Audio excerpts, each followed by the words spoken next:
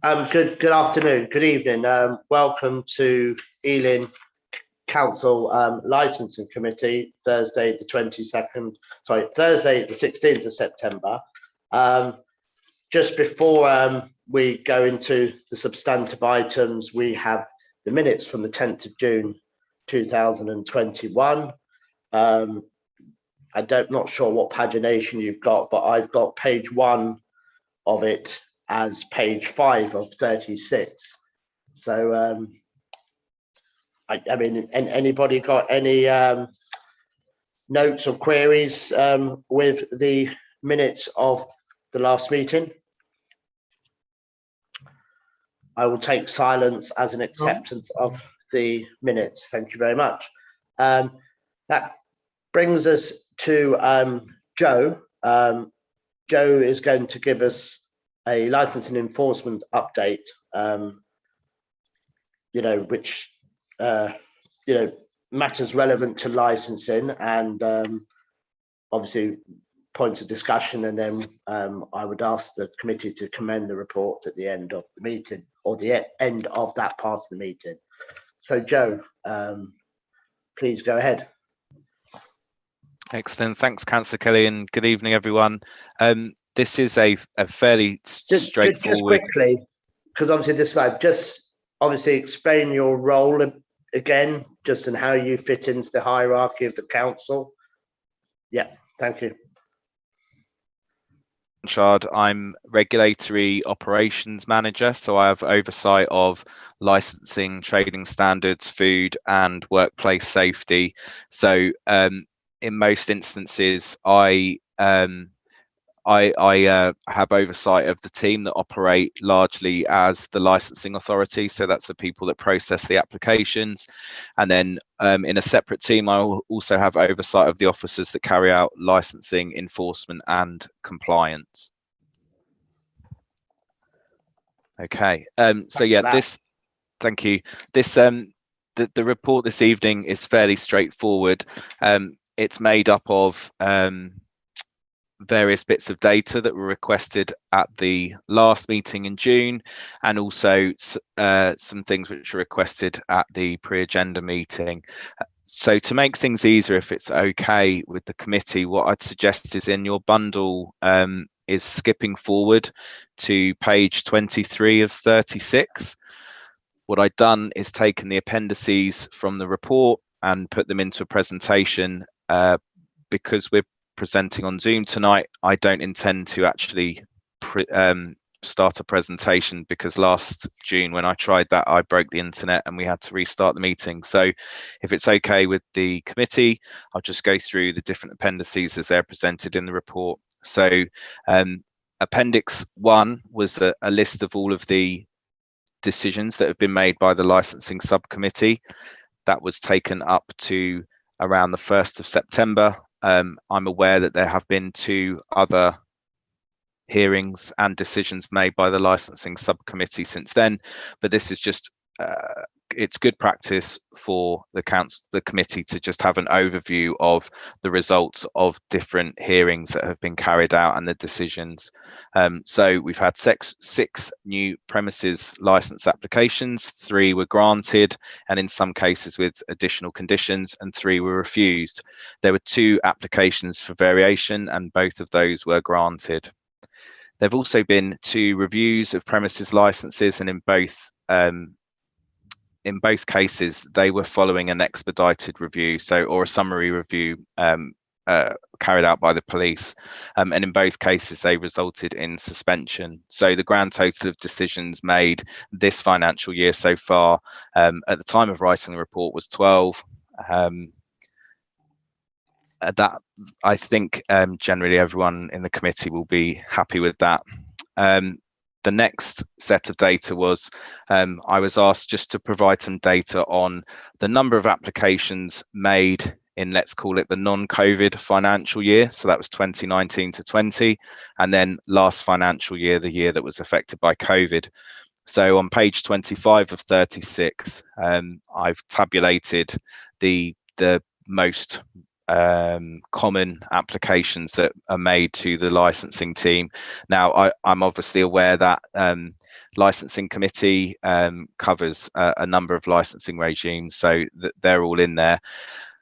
The things really to note, and I wouldn't say there are any surprises in here. The only surprise really is that in terms of new premises license applications, we received nearly double the amount in last financial year than we did the previous financial year, which you wouldn't expect really, because generally it's accepted that COVID resulted in a deterioration in business and a deterioration in the economy. There are a few premises license applications that were made by people that were doing delivery services, so they might be premises license applications effectively for a storage facility, albeit it still involves sale to the final consumer by delivery. But there are only a few. That's not that hasn't skewed the figures to double the amount. So yeah, I would probably need colleagues in economic development and regeneration to make some suggestions about why that is. But I think it's just a sign of a relatively buoyant economy when it comes to selling alcohol in retail in Ealing. The other ones which I just wanted to flag up, I mean, there are obvious ones in there, for example, like our temporary event notice. The number of applications reduced by 83% in the COVID year, which isn't a surprise because largely events were prohibited by COVID restrictions. The only other one which I'd probably like to mention to the committee is just in relation to massage and special treatment licensing. So those are the two penultimate lines on that table. So although we received 64% less new MST applications, our applications to renew licenses again doubled.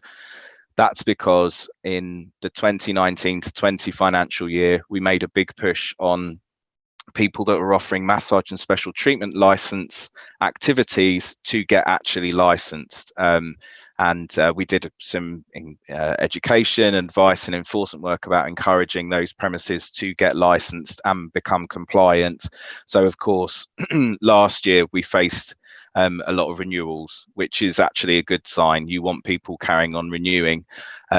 Just as well for information, this year, I don't know what the data is going to look like by the end of the year, but there are some issues there because businesses have been so disrupted. So we've had to do quite a lot of frontline legwork in terms of working out whether these businesses are still offering treatments, whether they've shut down completely, or whether they may have changed operators. So we'll see what the data comes out this time next year.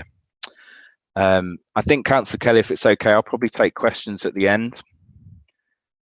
And then the last bit of data that I was asked for in relation to work that we've carried out was just, if we move on to page 26 to 36, I've outlined there how kind of COVID business restrictions affected the UK and Ealing over time. So we've got lockdown 1, the gradual reopening, lockdown 2, the tier system, lockdown 3, the roadmap, step 1, step 2, step 3, step 4. So what I've done here in the next page 27 of 36, I have given a summary of the COVID enforcement activity that we carried out last financial year and up to July. Obviously on the 19th of July, most legal restrictions as they affected businesses were lifted. So we haven't had to carry out any enforcement action. There are still a couple of prosecutions that we are following up on, but I will talk about that in just a moment. So you can see here we received, in terms of requests, so these might have been requests for advice from businesses or service requests where members of the public or other agencies have made referrals about businesses that they were concerned about.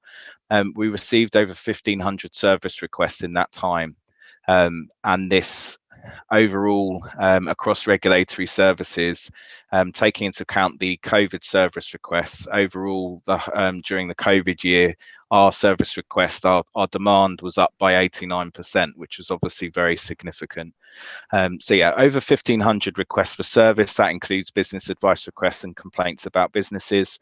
And then together with our stewards and other officers, we carried out just over 8,000 monitoring and other visits to premises.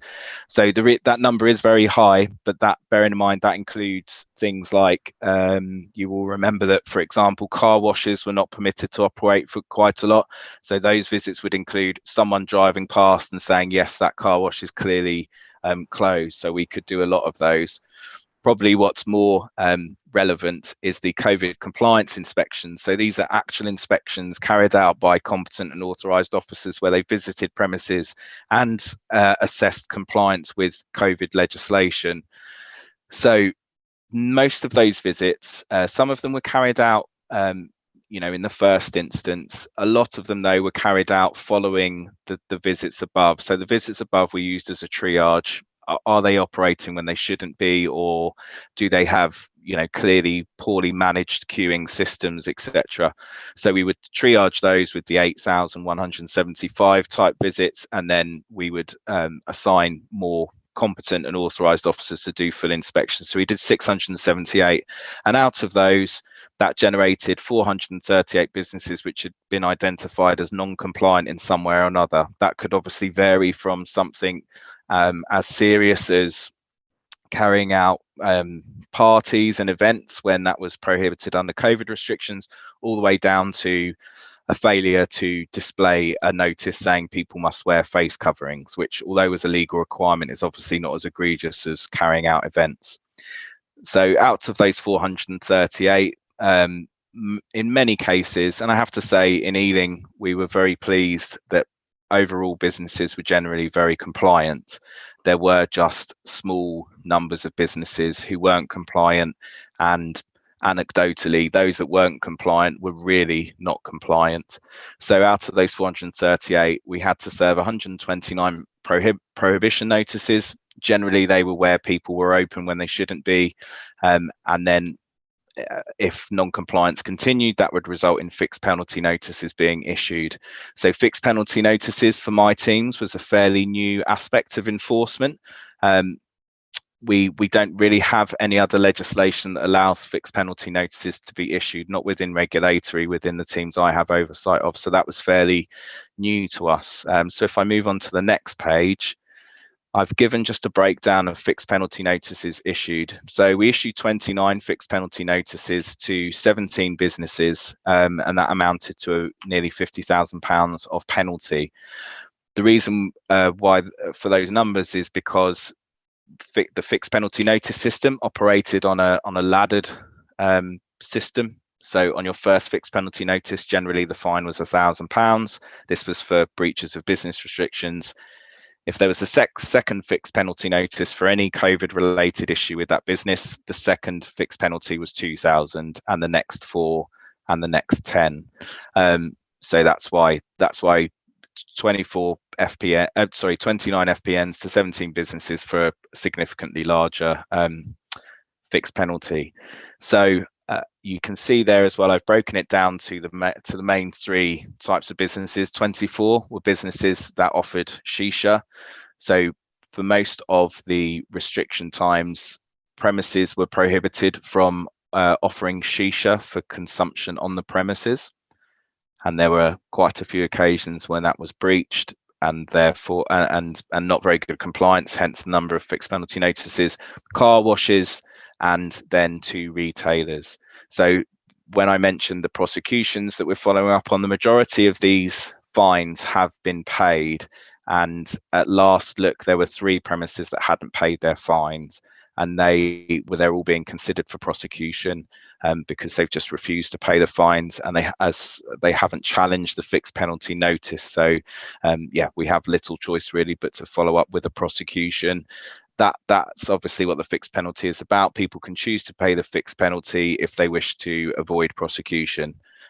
So that's kind of the legacy work from COVID enforcement.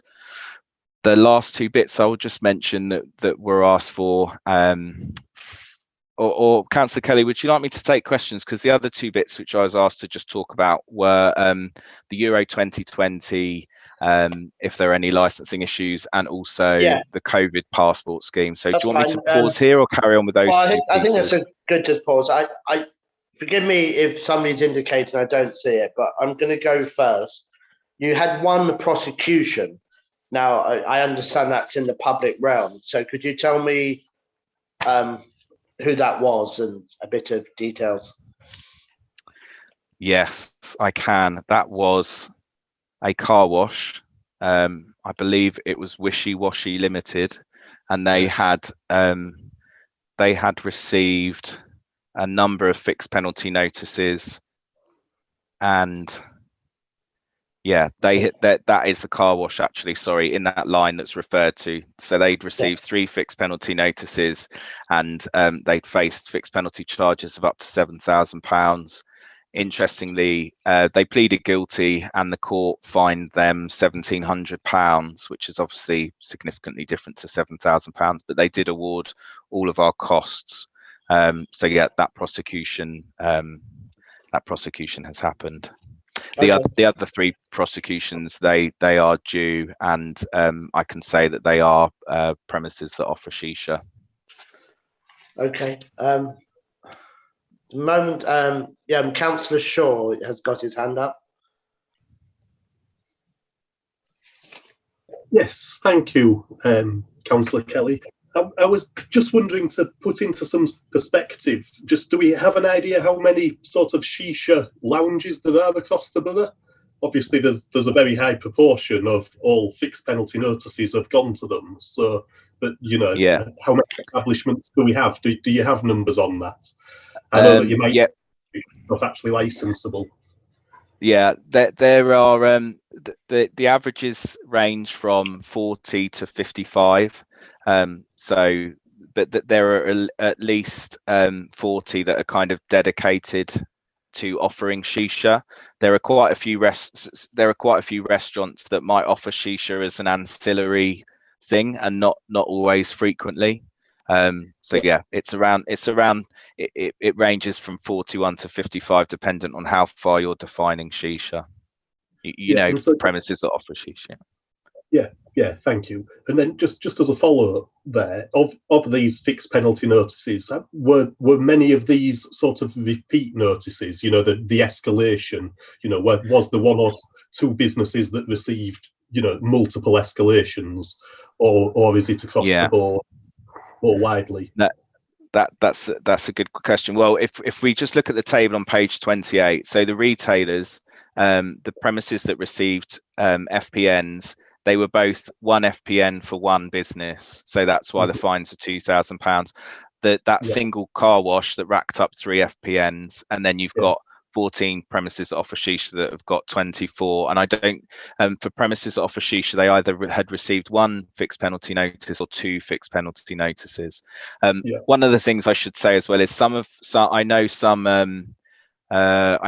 boroughs, I don't think London boroughs, but other councils would take an approach to fixed penalty notices where they might issue 1 and then wait 3 hours and issue another one, and kind of build up significant amounts of fixed penalties. We didn't take that approach. We issued a fixed penalty notice, tried to engage with the business, and then the next weekend, if there were issues, they had another fixed penalty notice. We didn't do that we didn't take that approach. Okay, that's great, thank you. Temporary event notices for the uninitiated, TENS refer to temporary event notice. It's something I believe was introduced for essentially for school fates or for clubs or social associations to run a small bar on a given day or evening. So to be clear, that was all the school fates that didn't happen, all those clubs that didn't have their events. Would that be right? Or Joe?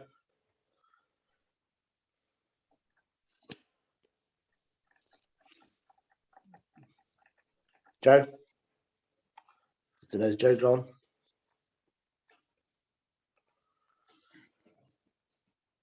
Hi, Joe, we can see you, but we can't hear you.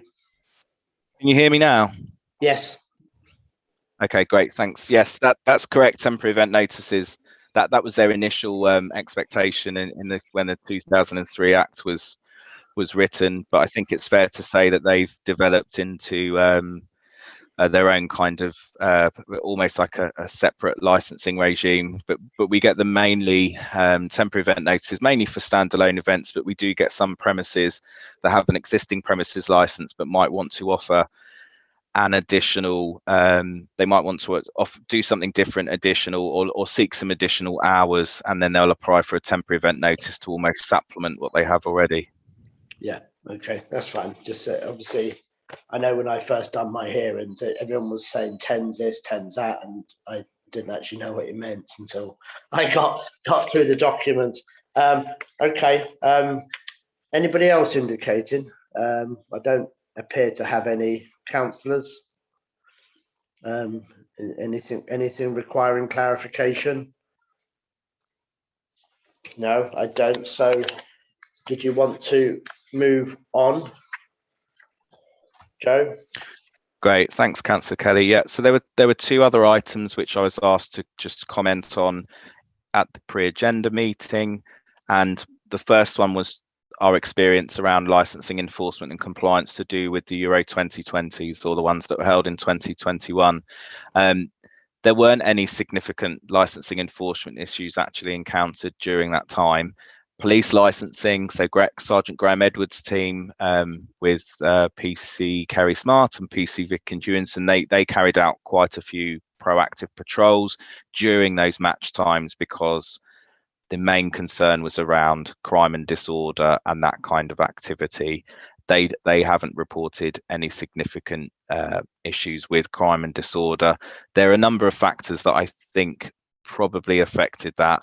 One of them was that for a lot of that period, most premises were still under the Step 3 COVID restrictions, and generally also as well, the matches didn't begin before 8 p.m. in the evening. So yeah, we did not experience really any significant issues, and also anecdotally as well, I think that many people that might have complained, say, about nuisance around that time, were willing to give businesses a bit of tolerance for, because if you remember, it was not until the 17th of May really that hospitality could reopen, and I think there was still a lot of goodwill to support local businesses and economy. One of the things that has happened is, and this is relevant because it kind of came into people's minds with the Euro 2020s, with a lot of pubs, say, putting televisions out in their gardens or in their outdoor spaces, is that we do have a lot of premises that have license conditions which restrict the use of external areas after 10 o'clock. So there is, while this didn't cause any issues during the football, subsequently some licensed premises have carried on using those areas, and that's slowly coming to our attention, and where people have conditions that restrict that use, and they've kind of carried it through the whole of summer. And as I say, I think some of that tolerance for that activity is dissipating. So we are obviously assisting businesses. Can I ask you then, and this is something councils get contacted all the time about this business, that business, what are they doing? And we want to be able to direct the reports correctly. So what could you remind us councillors what we can do on behalf of residents if they're brought to our attention, such things? Sure, and that's a good question actually, because sometimes they can be those issues can be wrapped up in a few things, and sometimes people can feel that we sort of pass them around a bit. But if it comes to noise, regardless of whether it's a licensed premises, then people need to contact the noise team. On our website, they've got a report it page. They've also got the out of hours noise team telephone number and the email address. So they need to log it with the noise team. What will happen then, kind of behind the scenes and in the back office, is the noise team, they'll probably consult with one of the licensing enforcement officers. They'll also have a look at the premises license itself. If it's an issue that the premises is breaching any of the license conditions, or indeed carrying out licensable activities outside of the licensable hours, then licensing enforcement would pick that up. if they're operating within the license but still causing a nuisance, which can happen, then the noise team will carry that on, and also we may, you know, link up with them so that these licensed premises have got some consistency with the officers that they're dealing with. But yeah, noise complaints, make a complaint to the noise team. If people are saying this premises is clearly breaching their license, and you will find that residents are quite clear on what, you know, their nearest licensed premises license conditions are, then yeah, if it's a clear breach of conditions, then report it to us in licensing at ealing.gov.uk, and we'll carry out an investigation. So for example, we get complaints say that premises don't offer free drinking water, and all of our premises are obliged to do that. That's one of our blanket conditions that will be on the premises license. So we will investigate things like that, as well as specific conditions. For example, a really common one is external areas are not to be used after 10 o'clock. So yeah, is that okay, Councillor Kelly? That's useful. I mean, one of the frustrations is that we get these complaints and queries, and we're asked to monitor and report things on behalf of residents, but sometimes we have to be reminded how to do it. So that's what I was asking you to do. Thank you. I mean, I ring you regularly, Joe. So on yeah, certain parts of intelligence that I've been emailed to me, this license, that license, yeah. So obviously. And you're not the only one, Councillor Kelly. So yeah. Yeah, good. I'm pleased to hear it. Yeah. So I hope members, you know, licensing members and all councillors continue to do that. Yeah, sorry, I may have stopped you in your tracks. So that was okay. I think I'd finished the substantive point about Euro 2020s, and just to say, similar to what I was saying about the MSTs, with the disruption there have been to businesses, whether they're licensed or not, to be frank, there is a bit of a reconciliation going on across the regulatory frameworks. So, for example, we are dealing with a few cases of people alleging that premises are offering late night refreshment without a license. That's probably a result of the fact that during the pandemic, things like online food ordering and deliveries have really skyrocketed. So businesses that might have shut at 10 o'clock because it wasn't really worth staying open are now staying open till midnight, because the demand is out there, because a lot of consumerism has moved to online delivery, so they can still remain open. So we're dealing with that, and again, most places are fairly cooperative and compliant. Once they realise they need a late night refreshment license, they either stop doing it or they'll apply for the license.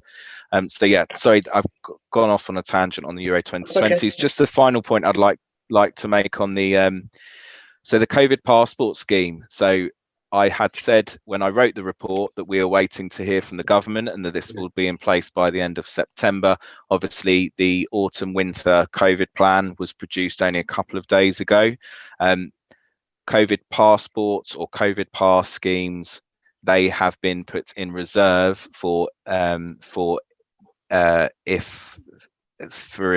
in case of case numbers and other measurements from the government, and in case of the data becoming a concern for health, and the government feel that extra restrictions are needed. And one of those will be COVID passports for larger premises and nightclubs. So I did write some notes, because it was literally, I think it was issued yesterday. But yes, COVID passports would be in place for all nightclubs, crowded settings with 500 or more attendees, and that would include things like large music venues, or large receptions, large events, or outdoor crowded settings with 4,000 or more attendees, such as outdoor festivals, and any place with 10,000 or more attendees. Now in Ealing, I don't know that we have that many premises, and it will also depend significantly on the definition of nightclub, because we have a lot of premises which might describe themselves as bars, but the whoever's writing the legislation that might apply might come under a nightclub setting. Also, we do have quite a lot of banqueting and other event type venues, so whether they would have settings with 500 or more people, I'm not sure, but obviously we would have to consider that as we go. So that's the COVID passport scheme. It's in reserve. I've got no further details. I'm not even clear whether it would be up to the local authority to enforce that. I suspect it would, because the way COVID restrictions have been, the enforcement jurisdiction has been shared amongst agencies. If where a restriction applies to businesses, the local authorities are given the enforcement powers and responsibilities, and where it affects individuals or people's behaviour, then the police are given those enforcement powers. So, for example, they've talked about if this Plan B is implemented, if cases rise and the other measures that they've mentioned, then the government will bring back in legal requirements in relation to wearing face coverings. That was enforced by the police earlier in the pandemic. I'd expect it would carry on being enforced by the police. So I think I've covered all of the aspects now, Councillor Kelly, and I'm happy to take further questions. Yeah, I've got no indications. So just to be clear, this report you're requesting that it's commended by the committee, is that correct? Yes, please. Yeah, okay. Well, I will commend the report, and I don't hear any objection to that, so we'll take that. Agreed. No, Agreed. I second it. Agreed. I second it. I was saying I haven't heard any objection, so that's great. Thank you. But yes, and I guess members would just like to thank you and all your officers for the. I never used the word dynamic. I never used to like it, but when I looked it up, it's certainly the case. You know, it's ever changing, and it has been over the last sort of 18 months. And you've proactively had to change the way you've worked, and yeah, and that we can see that in this document. So next item is to go through the hearings, I guess, and any questions relating to hearings. Would that be correct? The Appendix One in page 16 of 36. Sorry, Chair. Yeah, so that's just it. That's just a summary of the hearings that have been held and the decisions, and then that's Appendix One, and then Appendix Two is an overall summary of what's been done so far this financial year. And as I said, I've missed out the last two, which was the review of Wowell, where that license was revoked, and then the review yesterday of Chili Spice, where I think additional conditions were imposed. Those I haven't included those two just because I have to get the report in by a set time. Of course. Okay. I mean, a lot of these didn't go to hearings. I'm just looking, but it doesn't necessarily indicate that in the. Were these all hearing? Oh no, they were all hearings. Yeah, they are. Okay. Yeah. I specifically we don't include things that are withdrawn or adjourned or anything like that. These are just purely the decisions of the committee. The licensing statutory guidance recommends that every committee regularly reviews the decisions that they've made to look for things like a reasonable variation. If it turned out that we were granting that it may be the committee would be interested if, for example, if they granted every new application that was made, that might flag up. Do we want to do that? A variety generally implies that the committee do truly consider each case on its own merits, which is, again, in line with our policy. So that's a good thing. So yeah, thank you. And also. Panel members may not have done summary reviews, so the summary review has to be called by the police. Is that correct? That's correct. Yeah, summary review, or commonly known as an expedited review. It's only the police that can call those, and it has to be someone of chief inspector rank that submits the certificate. So Yeah. I think you may remember previously we'd been challenged on whether the challenges that we'd had in relation to some other premises were in relation to whether the chief inspector should have issued those certificates. And obviously, as the licensing authority, we contended that it's not down to us to question whether the police chief inspector has done the correct thing. It's our duty to process and deal with the summary review and make a decision. Yeah, it's almost they wanted us to get into a different arena of discussion where we've got it's not for us to reject it. I mean, on what basis could we reject it? I have no idea. I imagine I don't know. We're not Her Majesty's Inspector of Constabulary, so I don't know that we even have anyone in the council that would actually be competent enough to challenge that. Okay, yeah, that's good. Yeah, I mean, yeah. So the terrace lounge was, somebody was assaulted outside the property. Jeep Food and Wine, there was an altercation with the DPS and a customer. And the reviews are generally to do with illicit tobacco and sort of counterfeit goods being bought and sold on premises. But that's just talking in the general, just so that might be helpful to people that haven't perhaps sat on subcommittees, so they wouldn't necessarily know them straight away. Chair Hobson here. Yeah, Carter. You mentioned about you talked about Jeet and food wine shop. So I think when we actually revoke his license, so do we know what happened since then to this case? I mean, Joe may know, but yeah, obviously I can answer that. Yeah, when a license is revoked by the licensing subcommittee, we wait 21 days to see whether that decision is appealed.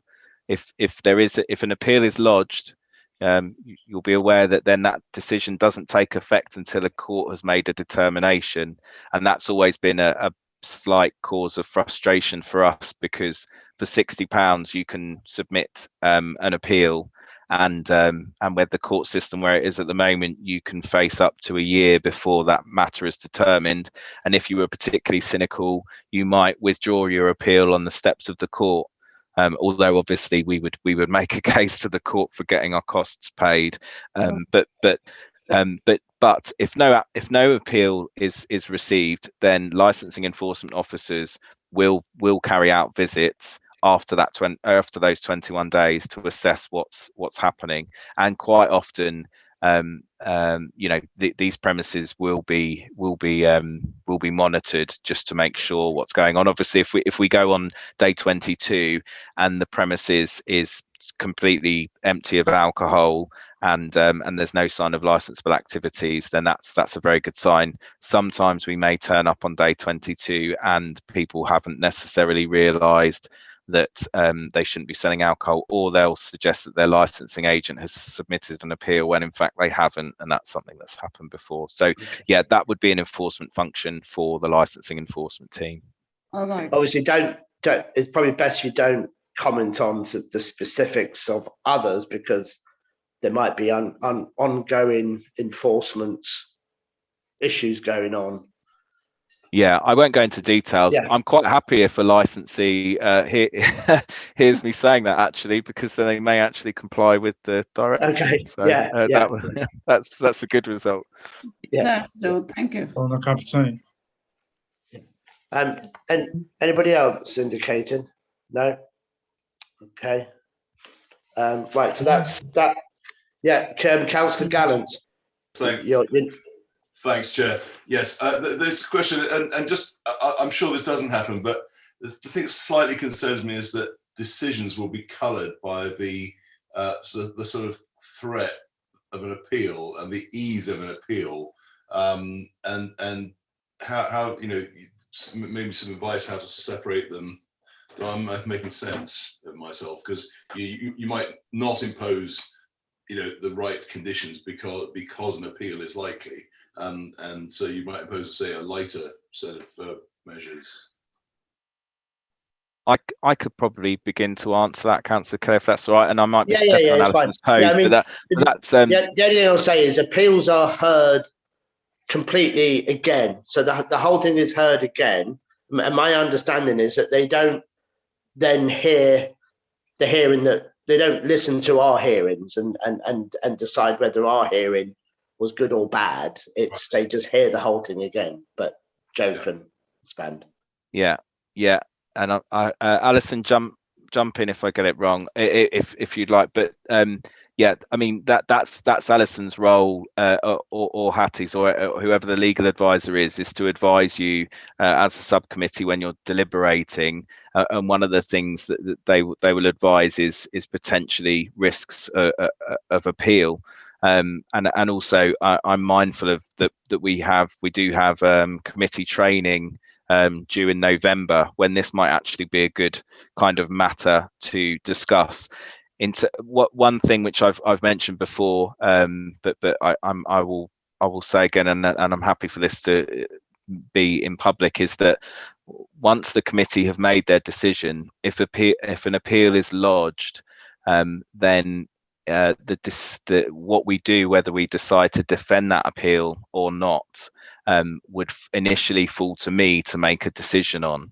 So I would take legal advice on the likelihood of success of defending that appeal, because if we are unsuccessful in defending the appeal, the council is probably financially liable for the costs to the applicant or the licensed premises in making that appeal. So I have to make a judgment then on whether we do defend the appeal. I'm quite pleased to say that I think we've defended all of the appeals. I think the only one we haven't is in a case where we've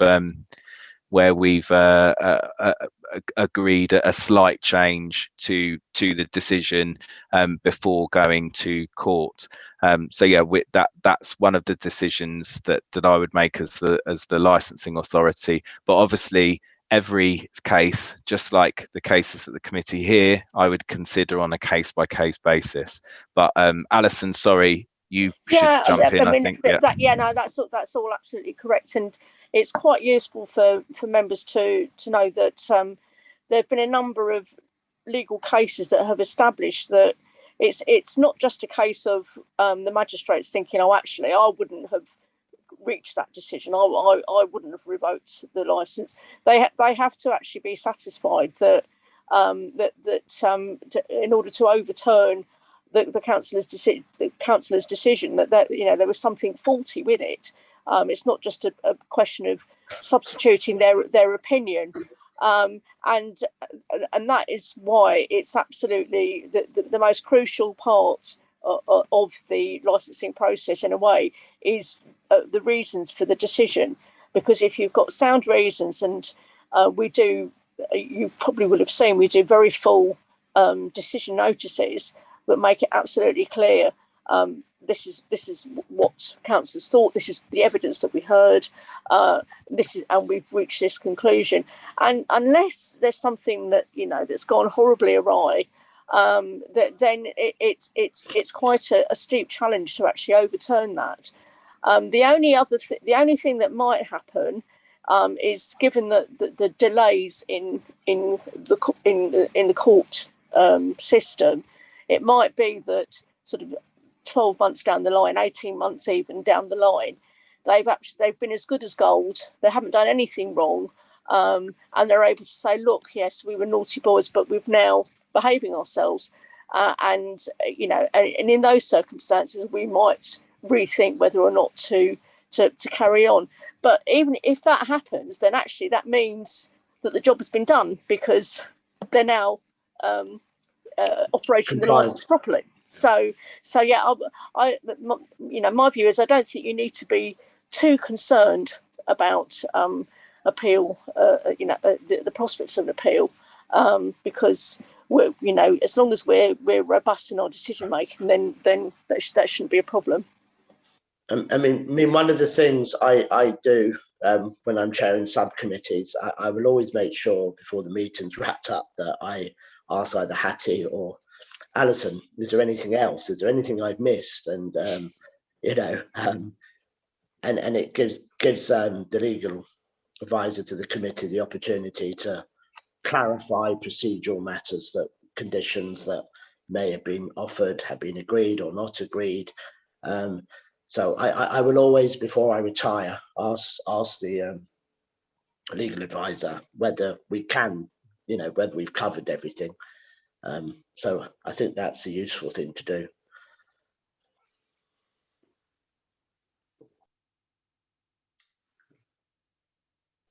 Okay, no indications from anybody else. That sort of takes us through sort of subcommittee work.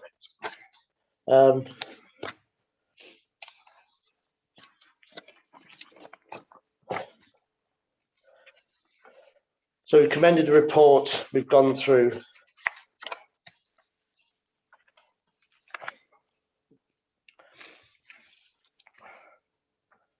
subcommittee decisions, COVID enforcements, other licensing.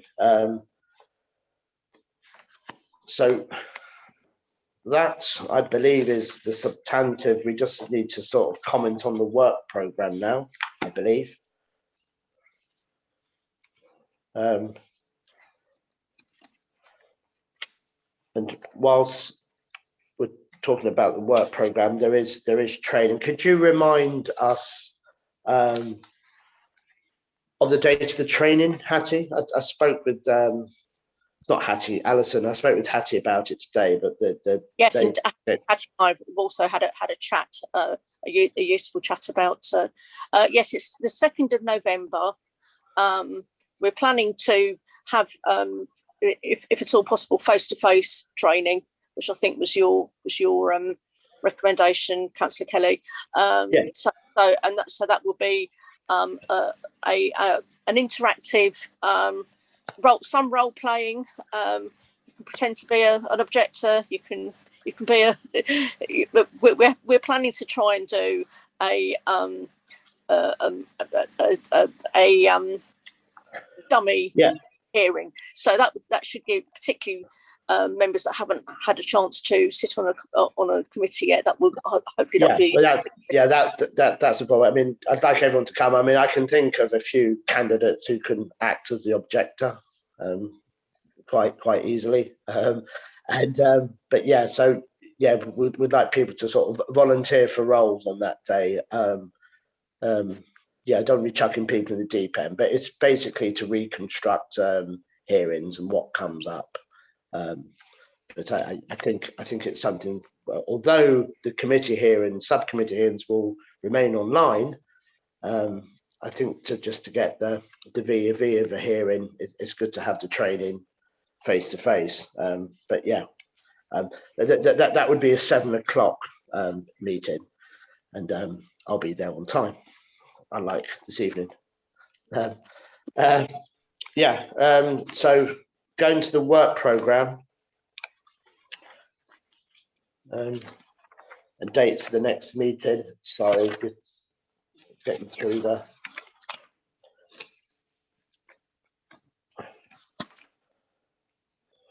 So next meeting will be Thursday, the 9th of December. We shall receive another update briefing from the enforcement team and Joe, and we will also update on evaluation of the licensing policies in relation to the Gambling Act and sexual entertainment venues that were adopted last year. We have a policy of 0 on sexual entertainment venues, and we currently don't have any sexual entertainment venues.